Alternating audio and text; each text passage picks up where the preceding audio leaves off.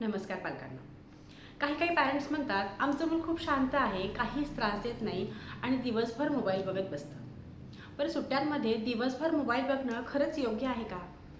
नाही, ते खूप डेंजरस आहे.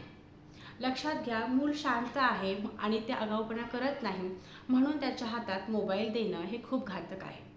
मुलांना स्क्रीन टाईम सेट करून द्या. संपूर्ण दिवसातून 1 ते 2 तास त्यांचं रुटीन सेट करा. आधी खेळायचं आहे, स्पोर्ट्स खेळायचे आहेत, त्यांचं ॲक्टिव्हिटीज करायच्या आहेत, त्यानंतरच मोबाईल मिळणार. आणि थर्ड आहे, पॅरेंट्सने सुद्धा मोबाईलचा वापर कमी करणे.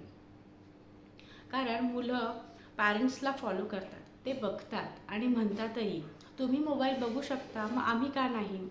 म्हणून आईवडिलांनी सुद्धा ह्या सुट्ट्यांमध्ये एक संकल्प घ्यायचा आहे की आम्हीसुद्धा मोबाईल कमी बघणार.